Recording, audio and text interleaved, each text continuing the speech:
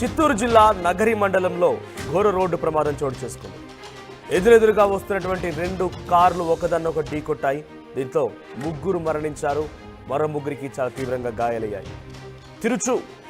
తిరుచానూరుకు సంబంధించినటువంటి తిరుచునారు నుంచి తిరుత్తని వైపుగా వెళ్తున్నటువంటి కారు, చెన్నై నుంచి తిరుమల వైపుగా వస్తున్నటువంటి మరో కారు ఒకదాన్నొకటి ఎదురెదురుగా ఢీకొన్నాయి. అయితే మృతులను తిరుచానూరుకు చెందినటువంటి వారిగా గుర్తించారు. భారతీయులు భాగం పూర్తిగా చెడిపోయింది.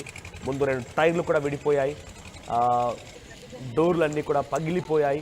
సో రైట్ సైడ్లో మీరు చూస్తున్నారు ఆ కారుకు సంబంధించి రిజిస్ట్రేషన్ డాక్యుమెంట్ అది. So licence and registration document, అక్కడ చనిపోయిన వారు ఎవరు అన్నప్పుడు అక్కడ ఒక ఆధారం లభించింది. అది ఆ రైట్ సైడ్లో కనిపించినటువంటి పేపర్. సో ఒక్కసారి ఆ సంఘటన నుంచి ఆ విజువల్స్ చూస్తే అర్థమవుతుంది అక్కడ ప్రమాద తీవ్రత ఏ స్థాయిలో ఉందనేది. సో ఎదురెదురుగా వస్తున్న వాహనాలు ఢీకొన్నాయంటే అతివేగమే ఈ ప్రమాదానికి కారణమై ఉంటుంది. అయితే ఇక్కడ రైట్ సైడ్లో కనిపిస్తున్నటువంటి ఆ ఫోటో ఏదైతే ఉందో అది లెర్నింగ్ లైసెన్స్, అంటే ఇంకా నేర్చుకునే దశలోనే ఉన్నాడు. లెర్నింగ్ లైసెన్స్ టెస్ట్ సంబంధించిన డాక్యుమెంట్ అది. సో అతివేగమే ప్రమాదానికి గల కారణం మరి. సో ఈ సంఘటనకు సంబంధించి పోలీసులు అక్కడికి సంఘటనా స్థలానికి చేరుకొని మృతులందరినీ కూడా గుర్తించే ప్రయత్నం చేశారు. అంతా కూడా తిరుచానూరుకు సంబంధించిన వారుగా గుర్తించారు. పద్మావతి ఆలయంలో కార్మికులుగా పనిచేస్తున్నారట. మరి మరోవైపున వారు ఎవరో చూద్దాం. మా ప్రతినిధి సురేష్ ఉన్నారు. సురేష్, సో ఈ సంఘటనలో రెండు కార్లు ఉన్నాయి. ఈ కారులో ఎంతమంది ప్రయాణికులు ప్రయాణిస్తున్నారు? ఈ కారులో వచ్చేటువంటి వారు దాంట్లో ఇప్పుడు మరణించినటువంటి ముగ్గురు కూడా ఏ కారులో ఉన్నారు? వాళ్ళు ఎక్కడి నుంచి బయలుదేరారు? ఈ సంఘటన ఏ సమయానికి జరిగింది? ఎస్ మనోజ్, ఈ యొక్క ఏదైతే రోడ్డు ప్రమాదం ఉన్నది ఇవాళ ఉదయం జరిగింది. నగిరి నియోజకవర్గం సమీపంలోని తడుకుపేట అనే గ్రామం వద్ద ఈ యొక్క సంఘటన చోటు చేసుకుంది. అయితే తిరుపతి నుంచి తిరుపతికి ఆలయానికి వెళ్తున్నారు తిరుపతి చెందినటువంటి వారు. వీళ్ళు ఒక కారులో వెళ్తున్నారు.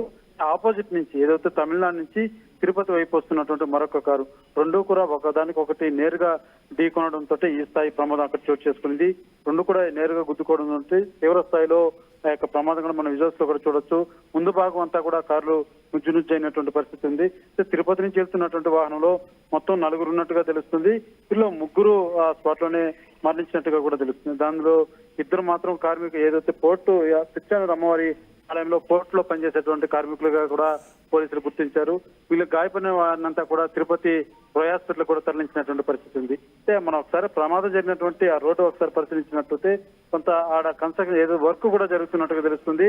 దీనికి తోడు ఒక అతివేగంతో ఇద్దరు కూడా పూర్తిగా వేగంతో వస్తున్నారు. ఈ నేపథ్యంలోనే ఎదురుకెదురుగా ఢీకొనడంతో ఈ స్థాయిలో ప్రమాదం చోటు చేసుకుంది. ఆపోజిట్ లో వస్తున్నట్టు తమిళనాడు చెందినటువంటి వారికి కూడా తీవ్ర స్థాయిలో గాయాలయ్యాయి. వాళ్ళందరినీ కూడా పోలీసులు అక్కడికి చేరుకుని అంబులెన్స్ ద్వారా హాస్పిటల్కి తరలించినటువంటి పరిస్థితి ఉంది. పూర్తిగా వారి వివరాలు మాత్రం తమిళనాడు చెందినటువంటి వారి వివరాలు ఇంకా తెలియాల్సి ఉంది. తిరుపతి చెందినటువంటి వీళ్ళ ఇద్దరు మాత్రం వాళ్ళ ఐడెంటిఫికేషన్ ఏదైతే స్పాట్ లో ఆధార్ కార్డు దొరకడంతో గుర్తించినటువంటి పరిస్థితి ఉంది. అయితే ఈ యొక్క జరిగినటువంటి సంఘటన పట్ల మాత్రం గమనిస్తే పూర్తి స్థాయిలో అతివేగం, అందులోనూ ఆ రోడ్డు కూడా కన్స్ట్రక్షన్ జరుగుతుంది. వాళ్ళిద్దరు కూడా నిదానంగా రాకపోవడంతో రోడ్డు రెండు వెహికల్ కూడా ఇది ఒకటి రైట్ అండ్ లెఫ్ట్ పోకుండా వేగంలో ఆ టెన్షన్ లో డ్రైవింగ్ లో ఇద్దరు కూడా ఒక్కసారిగా గందరగోళానికి గురై నేరుగా ఢీకొట్టడంతో ఈ యొక్క ప్రమాదం కూడా జరిగినట్టుగా కూడా పోలీసులు అనుమానిస్తున్నారు.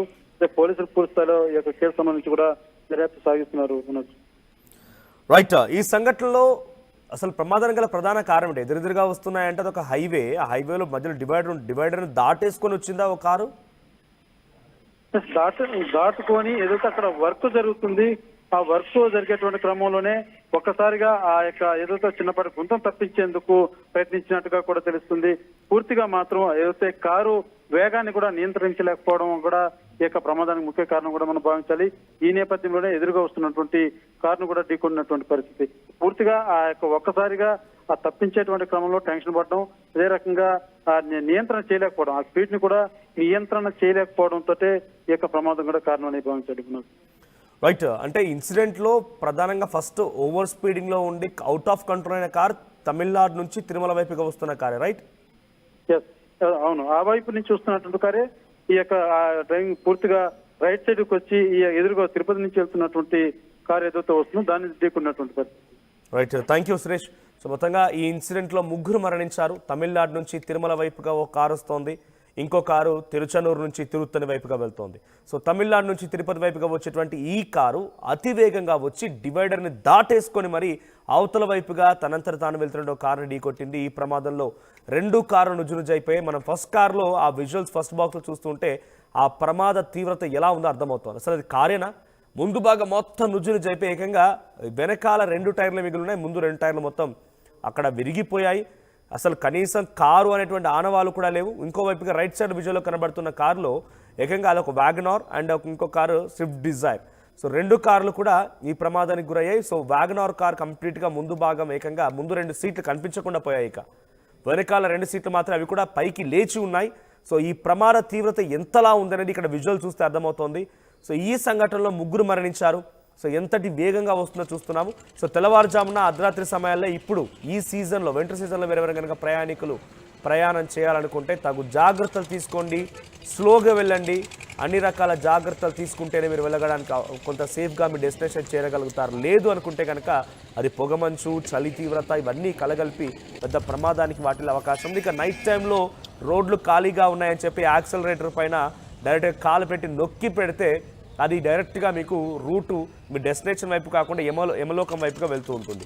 సో మీరు ఎవరైనా యాక్సిలేటర్పై అంత గట్టిగా నొక్కి పెడుతున్నారంటే మీరు రూట్ డైవర్ట్ అవుతుందని మాత్రం మర్చిపోకండి. Please be careful. కొంత వేగాన్ని తగ్గించండి, ఇటువంటి ప్రమాదాలను అరికట్టండి. సో ఈ ఇన్సిడెంట్లో నగర్ దగ్గర జరిగినటువంటి ఈ ఇన్సిడెంట్లో 3 మరణించారు, మరో 3కి చాలా తీవ్రంగా గాయాలయ్యాయి.